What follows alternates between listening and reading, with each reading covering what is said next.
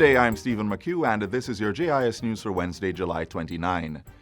Prime Minister Andrew Holness says some of the COVID-19 containment measures will be extended to September 30.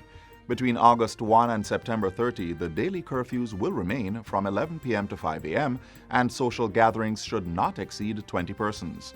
In addition, persons 75 years and older should stay at home, and market hours will remain from Monday to Saturday, 6 a.m. to 7 p.m. As we seek to extend the measures, we emphasize that we will continue to take a risk-based management approach, which, as I've always said, is evidence-based, proportionate, and situationally appropriate.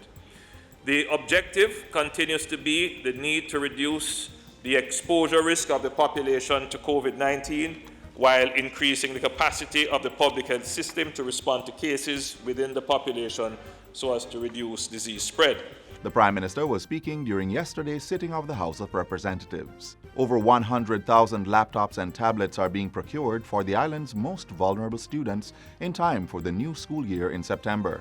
Education Minister Karl Samuda made the announcement on Tuesday as he contributed to the sectoral debates in Parliament. Mr. Samuda says the 77,000 tablets will be provided for students up to grade 9 and 25,000 laptops will be given to students from grades 10 to 13. These devices will be distributed on a phased basis beginning in late August.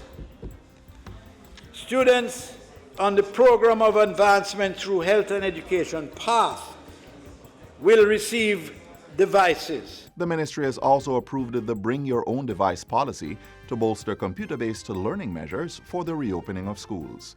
The policy will be sent out to schools during this week and will allow parents to purchase computers based on provided specifications. Students will also have access to the ministry's textbooks and additional content through these devices. The program will complement eLearning Jamaica's Tablets for Teachers program, which will deliver 25,000 devices to educators.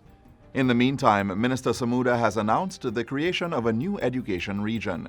Cabinet gave approval for the Education Ministry to create Region 7, which will only comprise the parish of Clarendon. Approval was granted on March 3, and the region became operational on June 1 this year. Previously, Clarendon was part of Region 6, along with St. Catherine, which combined to have the largest number of schools and students enrolled.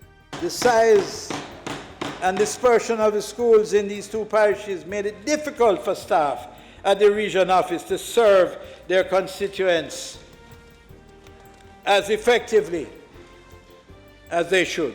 It was decided that for efficient and effective delivery of services, we need to establish the 7th region. Prime Minister Andrew Holness says 13 bridges across Portland are to be reconstructed, rehabilitated, or repaired. The 13 are among 42 bridges to be impacted by the Southern Coastal Highway Improvement Project that is now underway between Harborview in St. Andrew and Port Antonio in Portland.